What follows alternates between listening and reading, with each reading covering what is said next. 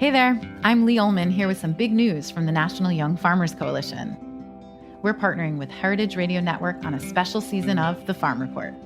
It's all about what's happening with the Farm Bill and how it impacts farmers and eaters. I am growing diversified vegetables on land that's been in our family for 150 years.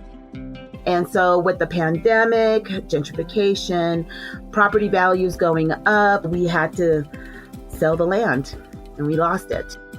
Join us as we uncover the untold stories behind this massive piece of legislation that shapes how we grow our food, what we eat, and so much more.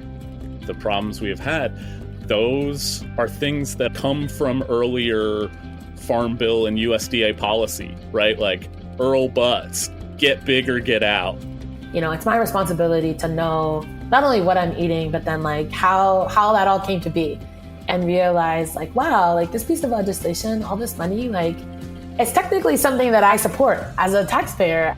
While Congress debates the next Farm Bill, this is not just an invitation to listen. It's a call to action.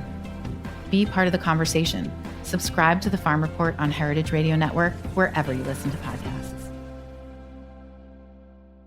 This episode is brought to you by Just Egg. You can't have plant-based breakfast without a plant-based egg.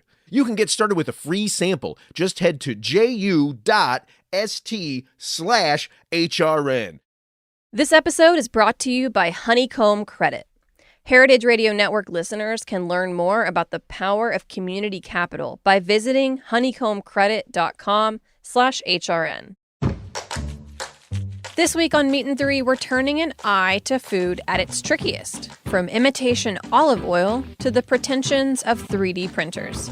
We were just doing like a birthday party for one of the employees, and we printed a steak just for fun. You know, a grape Jolly Rancher isn't going to satisfy your craving for grapes. So, I mean, in a sense, it kind of multiplies the sensory qualities that we can love in the world. So basically, you culture the cell in a bioreactor, it grows, and then ultimately at the end, you come out with a piece of meat. Tune in to Meat and Three, available wherever you listen to podcasts.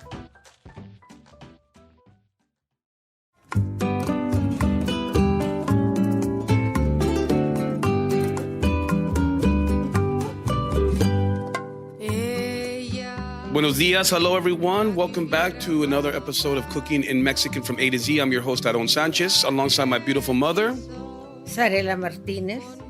And we are extremely ecstatic today to invite an old friend, meaning a dear friend. I don't like to say the word old because you never stop becoming a friend and someone that you admire. The topic of today is going to be Mexican cheeses. And we thought, who else to bring in but one of our esteemed colleagues and friends who has been dedicated her life to American cheese making with a strong emphasis, obviously, on Mexican cheeses. She's a cookbook author and an entrepreneur. Of course, Paula Lambert, we're talking about here. She founded Mozzarella Company in 1982 in Dallas. She's one of the first artisanal cheesemakers in the United States. She's developed over 30 artisanal cheeses and won hundreds of awards, as you can imagine. She and my mom have something in common as well. They were both selected as James Beard's Who's Who in Food and Beverage in America. So they share that great honor. Of course, she's the author of the Cheese Lover's Cookbook and Guide, which was published in 2000. Glorious Cheese, 2007, the Cheese Lover's Cookbook and Guide. So you can imagine that she's been there, done that. She's dedicated her life to promoting cheeses and Mexican cheeses at that.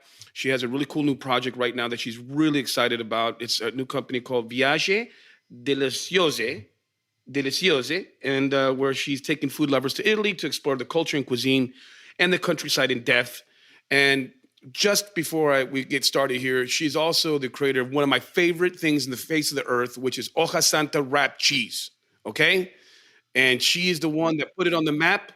Hoja Santa grows wild in Mexico and Texas.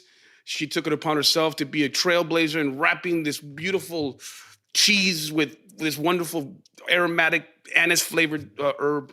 So we got to give you enough props. So anyway, welcome, Paula. We're excited to have you. Thank you. Buenos dias. Buenos dias. So tell us about that cheese, that Hoja Santa cheese. Well, I had been near Veracruz that Zarela knows so well, and a friend had cooked chicken and fish down in a pit in the ground wrapped with hoja santa leaves. And the flavor captivated me. And I don't know. I mean, I just wanted to wrap a cheese with it. And I chose a little goat cheese. And we've been doing it for maybe 20 or 25 years. And the flavor of the hoja santa leaf permeates the cheese. So you can either eat the cheese wrapped with the leaf or unwrapped, and it has this captivating mystical flavor. I just love it, and I'm glad you like it so much, Aron. Well, there's a place, I don't know if it's in Mexico or in Panama, that is a fish farm, and they feed the fish only hoja santa. Oh, really? Yeah, so it comes out totally aromatic. Well, Zarela, don't they make a fabulous mole with hoja santa in Veracruz or Oaxaca? Yeah, moles and chile atoles and all kinds of soups and sauces with mostly mole verde or chile atole verde, just adding the green. It's very big in Veracruz and Oaxaca. But you know what I like to do for appetizers? I like to take little bocconcini of mozzarella and make an hoja santa puree. Oh, that's delicious. And marinate them, and it's fantastic. Great. I love that. And that's one of my favorite dishes that you do, a little botana, a little appetizer, Mom. Fantastic. People seem to love that. Yeah. Now, Paula, talk to us a little bit about what the inspiration was behind Mozzarella Company. What did you feel that the marketplace was missing at that time when you started your company in '82, as far as the artisanal cheese movement, why you gravitated towards Mexican cheeses, et cetera? Well, first of all, I didn't know anything about cheese making when I started. I just wanted to have a company that involved Italy and food because I love to cook. And I came up with the idea of making fresh mozzarella. Truthfully, no one had ever heard of fresh mozzarella in Texas. They didn't know what an ensalada caprese was. When I started making mascarpone, no one had heard of tiramisu. I mean, this is years ago. And I started my company to make these Italian cheeses that I loved.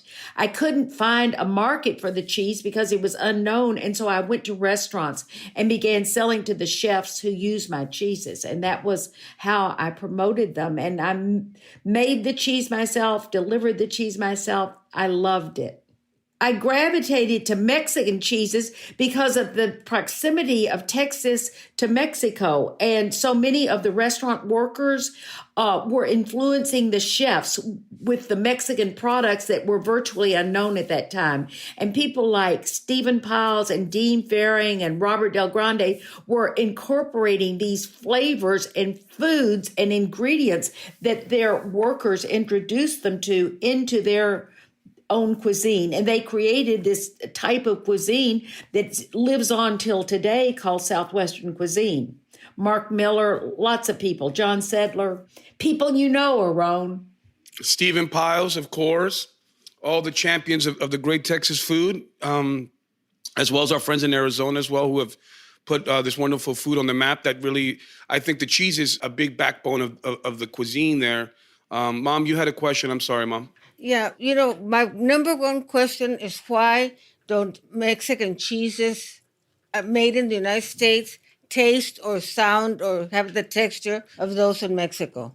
A lot has to do with the milk, Zarela, yep, and what the animals eat and how the milk is treated. For instance, when I learned to make queso fresco and queso Oaxaca many years ago in Oaxaca, the milk had a sour flavor because it was never refrigerated. It was milk from the cow. It was put in a can by the side of the road and people would come and collect it. And the milk was already sour when they started making the cheese. So those cheeses have this inherent sourness because of that.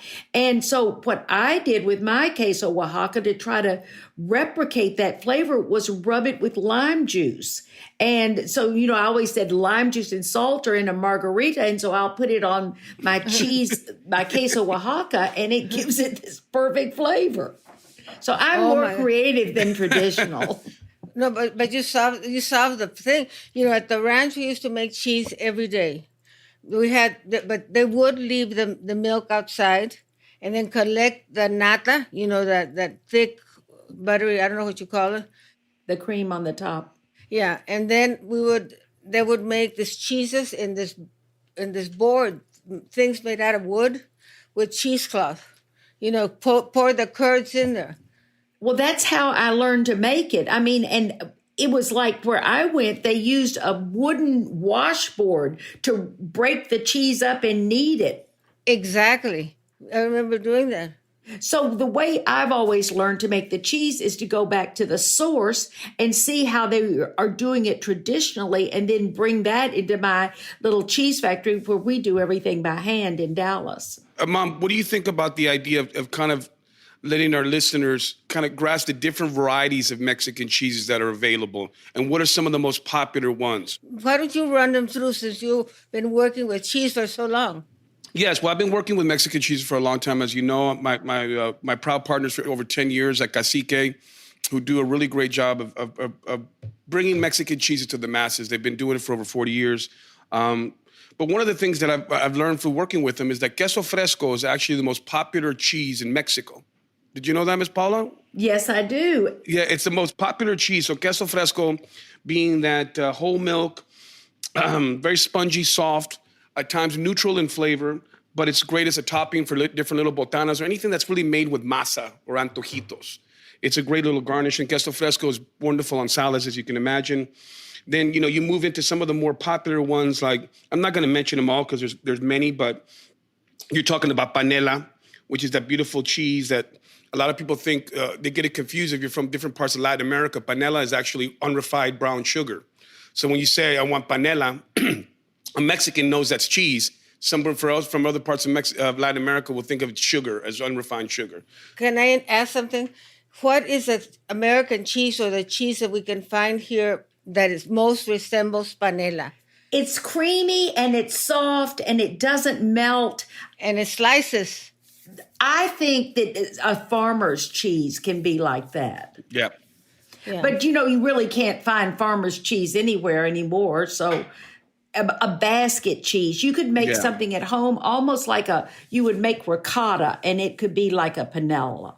Yeah, well, I put up a link on my website for making cheese at home. While doing research on the subject, I found this woman who had a recipe for making cheese at home. Yes. I have some cheese making at home recipes in my cookbook, the Cheese Lover's Cookbook and Guide. You can try some of those. Oh, I love that. So we talked a little bit about the panela cheese. Wonderful, right? What is it akin to? Maybe a farmer's cheese, right? Something that, it's a popular cheese. When you start going down, I want to breach this subject because I think it's very dear to my mom, obviously, and where we're from. But the whole queso Chihuahua phenomenon. Because people, I think, my mom, is queso menonita, which you grew up with. But I think, and correct me if I'm wrong, I think when people think of queso Chihuahua, when did the whole Monterey Jack thing come up? Because I feel that Monterey Jack is queso Chihuahua, or am I incorrect in saying that?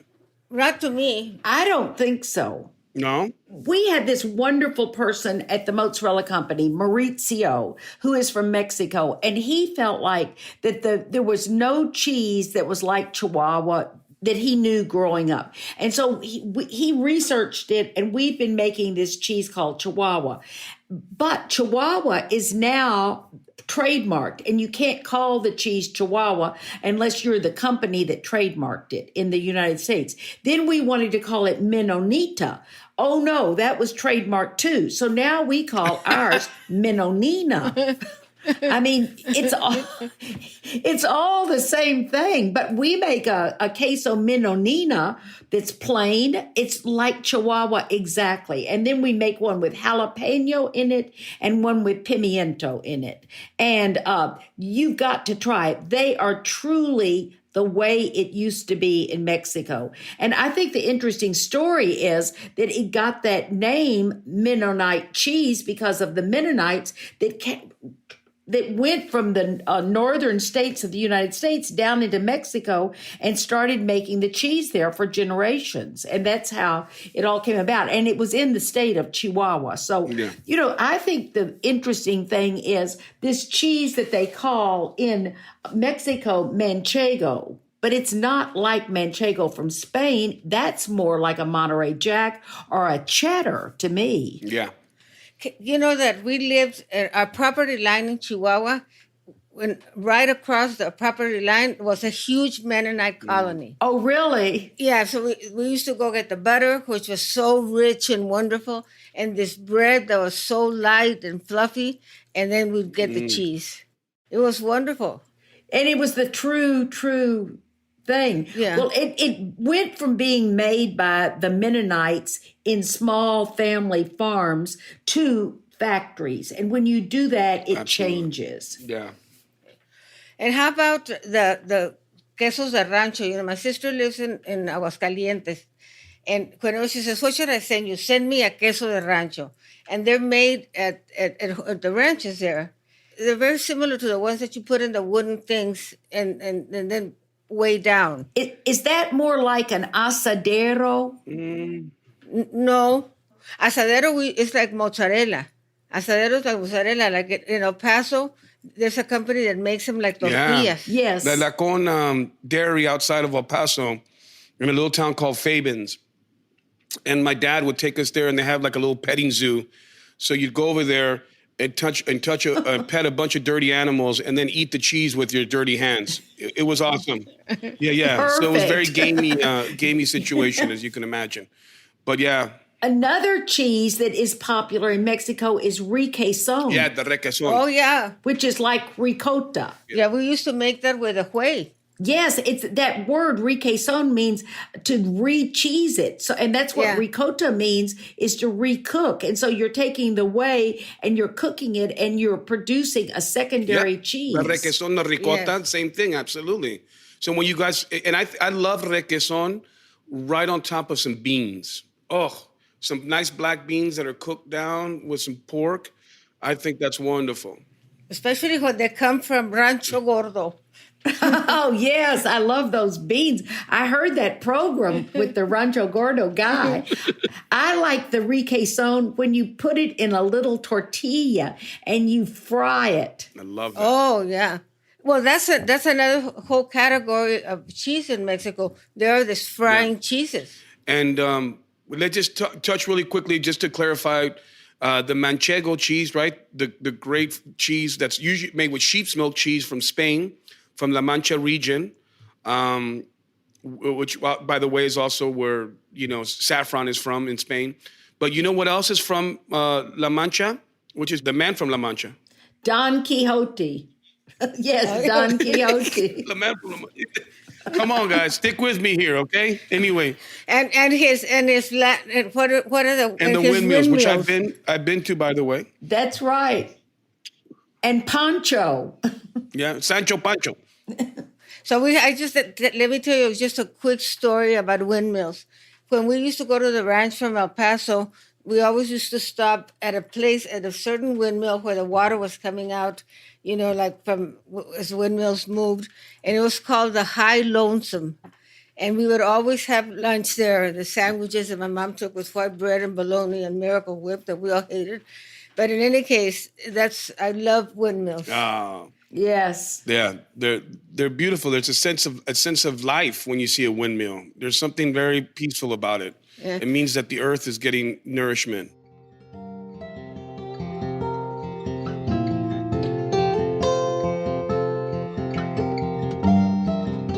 This episode is brought to you by Honeycomb Credit. Heritage Radio Network listeners can learn more about the power of community capital by visiting honeycombcredit.com/HRN. We all know that food businesses like yours are the backbone of your community. You make your neighborhood a more delicious place to be, and your customers are hungry for more. Food businesses across the country are working with Honeycomb to open new locations, buy equipment, and grow. You too can unlock fair growth capital by allowing your community to invest directly into your business. A crowd-funded loan from Honeycomb deepens your customer relationships and gives them a whole new way to engage with your business. You'll also get access to thousands of local investors in the Honeycomb network who are passionate about seeing food businesses succeed. Honeycomb is the community bank of the 21st century. Fair rates, flexible terms, and no prepayment penalties. Honeycomb has proven to be an invaluable growth tool for all kinds of businesses. From James Beard nominated restaurants and upstart food trucks to organic farms and award-winning breweries. Best of all, with Honeycomb, you're paying back your neighbors, not big banks. To learn more about how Honeycomb Credit can help grow your business while building vibrant, financially empowered neighborhoods, visit honeycombcredit.com/HRN. Just Egg is now the fastest growing egg brand in the United States. Bring more plant-based consumers in your doors with easy-to-use Just Egg. You can get started with a free sample. Just head to ju.st/HRN. That's ju.st/HRN. Made from plants, Just Egg is a better egg for you and for the planet. It's healthier with no cholesterol and less saturated fat, and it's more sustainable. Just Egg uses less water and generates fewer carbon emissions. Most importantly, it's delicious. For our listeners who operate a food service establishment, you can get a sample for free. Head to ju.st/HRN. That's ju.st/HRN. Just Egg makes a delicious plant-based addition to any menu. It's available as a liquid scramble. Great for omelets, frittatas, stir-fries, and French toast. There's also a frozen pre-baked folded version that's ideal for filling breakfast sandwiches or topping salads. Chef Jose Andres calls Just Egg mind-blowing, and Bon Appetit says, "It's so good I feel guilty eating it." Put the fastest growing egg brand on your menu. Get a free sample of Just Egg for your restaurant at ju.st/HRN.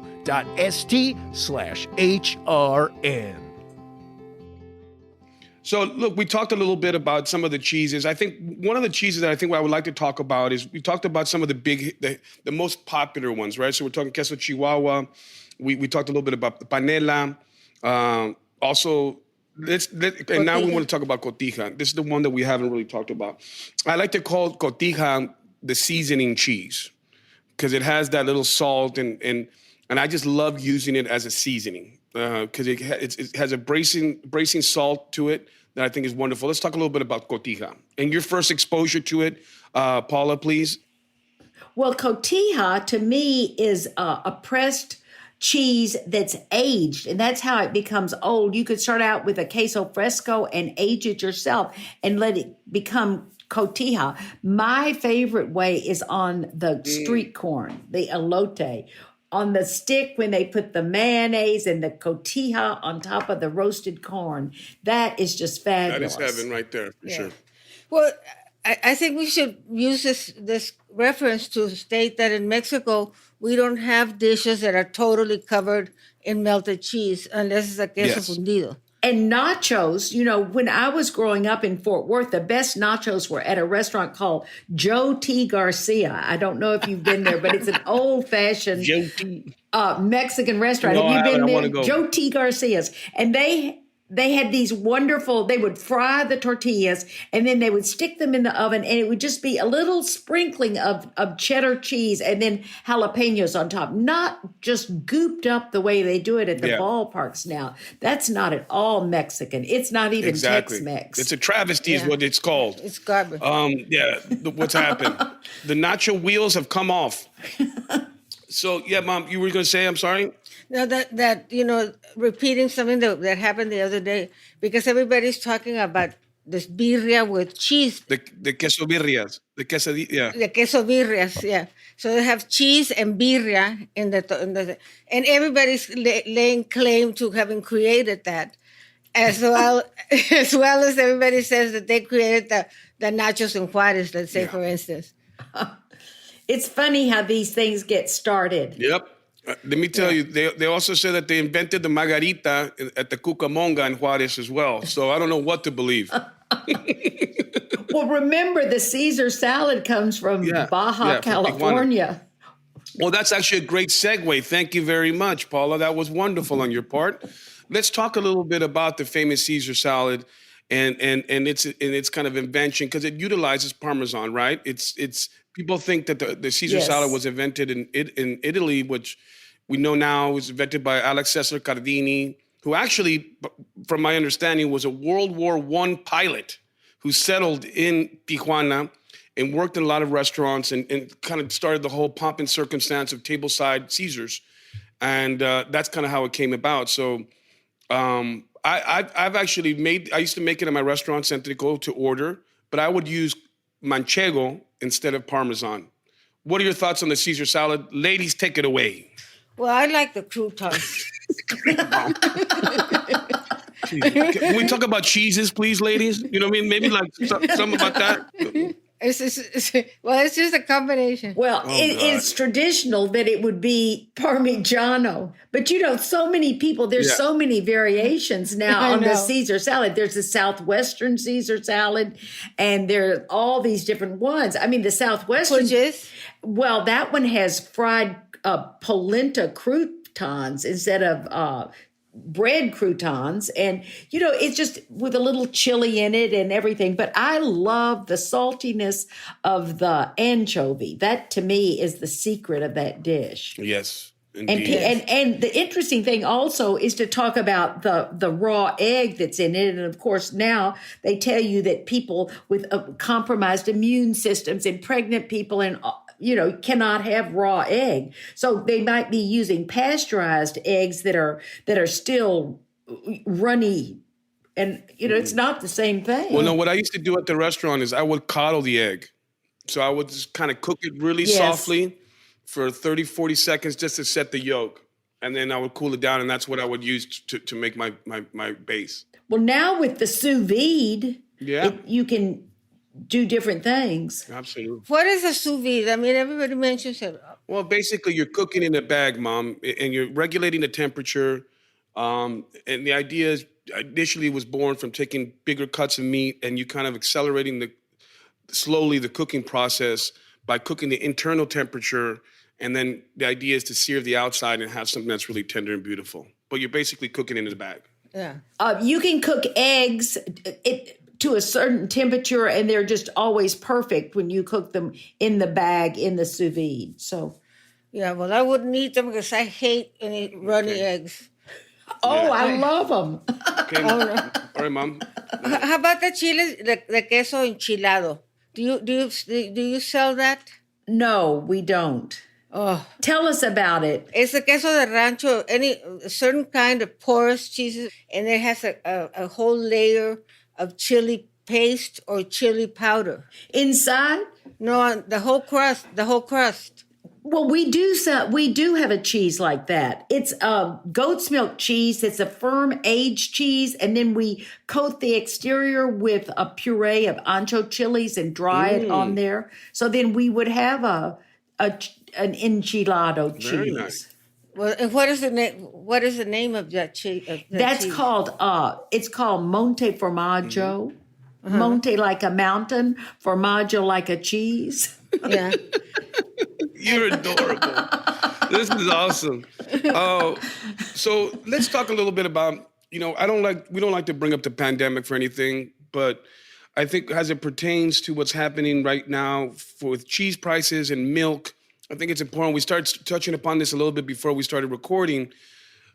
I know my friends like Cacique have felt a big punch as far as pricing with milk. Everything has gone up, basically. Can you talk a little bit about how that's affected your business, Paula, and the overall price of milk around? The price of milk varies according to supply and demand. That is the one thing. And the price of milk is set by the government. There's an entity called the Milk Marketing Board, and they control the price of milk. It's interesting that cheese factories buy the milk before they know even how much the milk costs, because you get the billing for the milk after you've bought it. So you don't even know what your raw cost of your ingredients are. When you think about making cheese, it's all milk. I mean, that's all it is condensed milk. So these high prices are going to affect cheese costs. And I think that we're also going to see the price of meat rise. Everything is rising now, I think, after the pandemic. And I know there's been more cooking at home and less cooking in restaurants, but it's still not the volume of food being sold that was pre-pandemic. I don't think. What do you think? No, absolutely not. I think it's gonna change restaurants completely. Mm-hmm. You know, the thing is that New York's almost all open now. Finally. So it's such a welcome relief to be able to go out and entertain and that kind of stuff. I know. So Paula, if people want to get your cheeses, you have a big web business. Yes, I have a website. It's Mozco, Mozz for mozzarella, co for company, mozzarella company, mozco.com. And you can buy our cheeses online. We have all these Mexican cheeses, queso fresco, queso blanco. We have a queso blanco with chilies and green chilies and epazote, which is really delicious. And we have the hoja santa. We have the menonina. We have an Italian cheese called cachota, which has different chilies, ancho chilies in it. And we have delicious cheeses. And they're great for cooking, great for melting, great for snacking. We have requesón. And Paula, are you aligned with any retailers in Texas at all, like a Central Market or HEB? Yes, we sell at Central Market and we sell at HEB. We sell at Tom Thumb.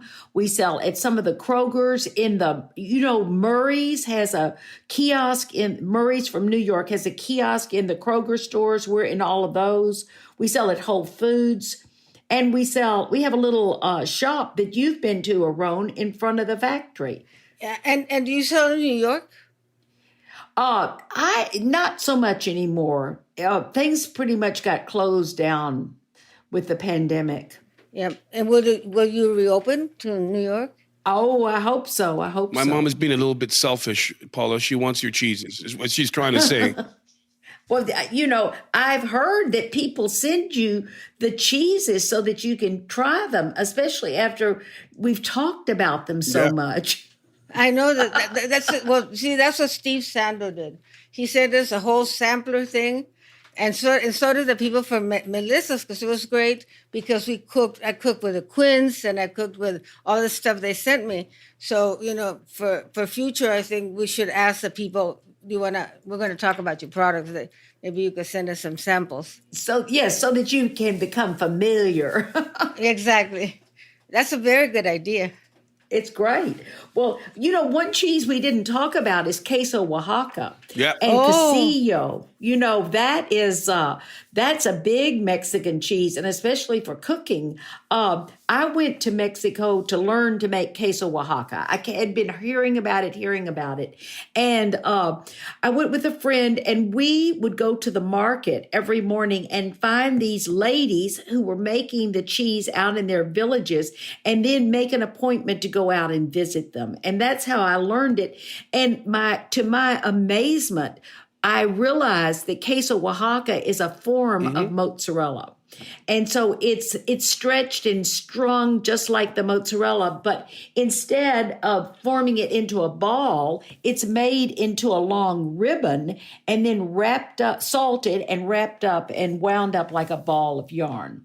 And it is, you can take the pieces of queso Oaxaca and tear them apart into shreds with your hand by just pulling on them. Yeah, there's a dish that they make. It's a salpicón, which is like a salad of strings of Oaxaca cheese. Oh, it's so delicious and so salty. And sometimes is it correct to say that queso de hebra is also queso Oaxaca? Have you seen that, Mom? Queso de hebra and Oaxaca are the same thing or not? Well, I don't know. It's not. I think Oaxaca cheese is a queso de hebra, but not all queso de hebra are Oaxaca, because it just means that it forms a. It's pulled. It's pulled. Yeah. See, at the ranch, every lunch they would make asadero in a black iron skillet, and they would bring it to the table and serve it to us with this big long spoon into freshly made corn tortillas, because at lunch we had corn tortillas and at night we had flour tortillas. So they would bring it, and it was just, I remember them pulling it like that and putting it in. My mom says they were all fat. So one of my mom's great parenting techniques is body shaming. Is body shaming. So that's one of the things my mom's really good at when we were growing up. I'm still seeing my therapist about it. No, Actually, that's not true. You were Yeah. gorgeous. You were gorgeous. So I never body shamed you. In fact, I just got a beautiful article that I wrote about my mom at this website called Eat, Darling, Eat. And I said, in my family, it would be don't eat, darling, don't eat, because my grandmother was obsessed with her weight. And anyway, so people should check out this article. I call it Mexican Geisha. And it was how my mom taught us manners and how we used to eat. And it's a really sweet article. So hopefully they'll have a chance to do that. Yeah. Well, talk a little bit about what are some of the books that you have. Talk to us about upcoming projects. I know that I touched a little bit on the intro about Viaje de Lezione, right? So talk a little bit about what you got going on right now as far as projects. Well, originally in 2000, I wrote my first cookbook, The Cheese Lover's Cookbook and Guide. And that was just a pivotal moment for me because it was when I started going around the country giving cooking classes in different cooking schools. Zarela used to do it too. It's the way we sold cookbooks. And it was very fun. And chefs who were my customers would cook my recipes, and I just loved it. But that parlayed into teaching cooking in France. I would take people to a cooking school in the southwest of France, in the Dordogne region, and I did it for 10 years, and I loved it so much. But then I decided I should really be in Italy because that was my major love. So I started taking people to a villa in Tuscany in the Chianti region, and we spend a week exploring the food and the wines and the wonderful characters who are all my friends and the artists. And so we cook at home at the villa a few nights and we go out to eat a few nights. And it's just a wonderful week. The villa is just south of Florence and it's gorgeous. And I also take people to Puglia, which is down in the heel of Italy. And we explore the wonderful food down there. There's a lot of seafood and it's where there are more olive trees than any other region in Italy. Some of the olive trees are thousands of years old and so big around it would take 10 people with their arms reached out to go around the trees. And that's a wonderful part. And so, and then I do cruises and I do trips to Ireland. I just do all kinds of things because I love to travel. And so that's what I have not been able to do for the past year. So where can people sign up to go on one of these culinary endeavors with you? Where do they get the information? What are some upcoming trips? How much can people plan ahead, et cetera, Paula? Because we want people to join you. It looks like the first time we're going to be able to go will be this September. And I usually go to Tuscany in September and in May. The information is on the Mozzarella Company website. There is a link at the bottom of the opening page of our website that says travel. And that's where you click and you see our trips. Stephen Piles and I do cruises, and we're planning to do a cruise in November of this year to the Christmas markets between Basel and Amsterdam, going along the Rhine. I hope you'll come, Zarela. It's just going to be wonderful. And we're just looking forward to the world reopening and our being able to travel again. So it's been fun. I love it. Well, I found that the pandemic for me was very good because I got a lot done. I made a lot of excuses not to do things. No, it's been very good because I spent a lot of time at home anyway. So I'm working on this other project and then the new website coming up. And that's great. And then this podcast, which are the greatest source of my fun right now and fulfillment. And, we get to meet people like you and try to explore, the areas for people that want to learn. Yes. So we have to figure out a way of getting some interplay with the listeners as well. Well, it's very fun. I have listened to your podcast on my walks. I take a lot of walks. And so I would just be right along with you, enjoying all the guests and all your stories and everything. I've just loved it. Well, my mom has done a beautiful job of curating the guest list. I think my mom has been very adamant about having not only experts, but authorities that have a point of view outside of what the subject matter is. Because anyone can just talk about a subject matter ad nauseum, but do you have that little sort of flair? Is there something that's contrasting about your personality that we want to bring out? So I think kudos to my mom for making sure that you're staying on top of all this with our guest list. We're only going to get better at it. We're only going to bring to the show greater and amazing people like Paula, and hopefully we'll have a chance to have like a little reunion show where we can maybe open it up to having a big forum with some of our favorite guests. I think that would be something fun to do down the road. Yeah, no, it's a real privilege. You know, we have coming up, we're doing one on the comparison of Juarez and El Paso cooking.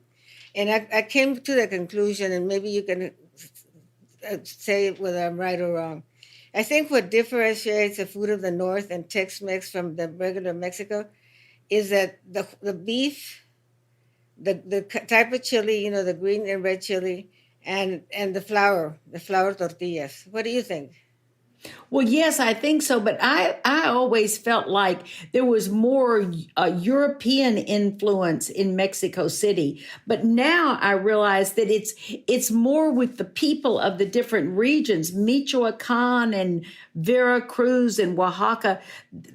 It's more regional, and that's what I love is the different regions of Mexican cooking. And we don't know anything about that in Texas. I mean, we open a Mexican restaurant of that variety and it fails because they're more expensive, and people are used to looking at Tex-Mex as a cheap food, and it's really different. But I hope that things like that can change and people can become more sophisticated. But it's a hard thing to conquer, is the thought of Tex-Mex being a cheap food and then having traditional regional Mexican food as another option. You see the great work that Hugo Ortega is doing in Houston. He's a huge proponent. Yes, he has a Oaxacan-based restaurant. What would it call? It's called Xochitl or Origen. It's out there, Paula. To your point, I think the food community is becoming a lot more savvy as far as Mexican regional cuisine, understanding what some of those contributions are as far as those iconic dishes that we've come to love, as opposed to having a homogenized or kind of all-encompassing Mexican restaurant. I think that's where we're going, and I think it's going to be a welcome thing. So. Yes, I think in Dallas, it's an uphill battle, and it always has been. Monica and Joanne did Ciudad 20 or 25 years ago. It was fantastic, but it didn't survive. And so many of those have not survived in Dallas. Yeah, because people want cheese. People want melted cheese, and in regional restaurants, they won't find a lot of melted cheese unless it's queso fundido. So which of your cheeses is the best to use in queso fundido? Well, I think that probably the Cachota, Caciotta. The one, we have one that has ancho chilies in it, and we have another one that I call La Cocina that has 5 different chilies and cilantro and garlic in it. And those are fantastic melting cheeses. One thing about people need to think about how they need to add something into a melting cheese, even fondue. It would mean a little acid or a little starch to keep the cheese from separating. Because if they heat the cheese too hot, you know how the fats separate out. So it needs to be a little bit of an emulsification. So you add what? A little bit of acid, like a little tiny bit of wine or lemon juice, or you could also add just a little bit of flour or cornstarch, and that will keep the cheese from separating. Fantastic tip, Paula. That's what we call takeaway in food TV world. We love that. No, but let's talk a little bit about the idea of the queso fundido versus queso dip. And your cheese dip. Because I think that's important to mention, because queso fundido is very traditional, where queso dip, and we struggle with this at my restaurant, I was very adamant on not putting queso dip on the menu. And my partners were like, we have to have queso dip. I'm like, we have queso fundido. Why do we need queso dip? And then I finally broke, and it's become one of our top 3 sellers, the queso dip. But I still have the queso fundido on the menu as a point of contention. I love queso fundido. Well, are you making the queso dip out of Velveeta? No, we're not. We're not. Velveeta. We're basically breaking down a queso chihuahua and doing that. Well, when I was growing up, you made queso dip. We just called it, I don't know what we called it, but we made it with Velveeta and Rotel, and that's really pretty good. Well, we used to make it in El Paso with cottage cheese, Velveeta, canned jalapenos, and celery. I don't know why, and then and chopped onion. It sounds awful. We'll have to try that. Well, I love that queso fundido with mushrooms. Yeah.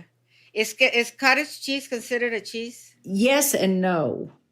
It's very interesting. We wanted to make cottage cheese at the Mozzarella Company, and we were told that we had to be a grade A milk producing plant to be able to have a license to make cottage cheese. And so then we became that, and then they told us we could not be making any other cheese while we were making it. One thing after another. Then we couldn't call it cottage cheese, so I named it curds and cream. I did everything. It was delicious. I mean, I made these curds, and then the dressing was creme fraiche and salt. It was delicious, but it didn't fly. Paula, you will not be defeated. If someone says there's a trademark on it, you're going to find a way around it. I love it. Persistence pays off. My mom used to, at the ranch, we couldn't hardly ever get avocados, but when we got them, my mom, to stretch them, would mix them with cottage cheese to make a guacamole. Uh-huh. She says, uh-huh. Well, I loved your mother. She was creative. I know. But she told you what to do. She was great. Remember when she went and cut up all the squash blossoms at Stephen's party? I don't know that, but I remember she'd sit on the front row when you were giving cooking classes at Stephen's restaurant, and she would correct everything you said. It was fun until she lost her hearing. At that point, it wasn't fun anymore. But anyway, it was a pleasure to be. I really miss those classes. When we were all coming up. Now a lot of the young people don't have all the stories that we have. They have their own stories. So I know. This is why I'm inviting all my friends to be here to share their history, their anecdotes, their specialty and all that. So that's why we're so happy to have you here today, Paula. It's great to see you all and to be with you and hear your voices. You're so genteel and up all the time. I mean, there's nobody nicer than you, yes. Paula. Paula, your joie de vivre is infectious. Well, you have such a positive outlook. You've been such a huge contribution to the food world. You've found your niche. You have become this pillar for the artisanal cheesemaking movement. And we couldn't tell you how grateful we are to have your presence and share all your expertise with us and our listeners. And we're beyond grateful. I'm a huge fan of you, as you know, for many years. And I think one thing we're going to talk about next time, hopefully, Mom, is bring Stephen Piles, Mark Miller, Dean, Robert, and do a whole thing about the Texas Southwest movement, because I think it's going to be very important to sort of bridge those ideals of how this food and this cuisine was born, because I don't want that regionality being lost with the new generation. So thank you, Paula Lambert, for joining us. Thank you. I just loved it. Please make sure that you check out new episodes of Cooking in Mexican from A to Z on Heritage Radio Network. We're looking forward to seeing you guys. I'm your host, Aarón Sánchez. And I'm Zarela Martinez. We'll see you guys soon. Hasta luego. Ciao. Besos. Ciao, honey.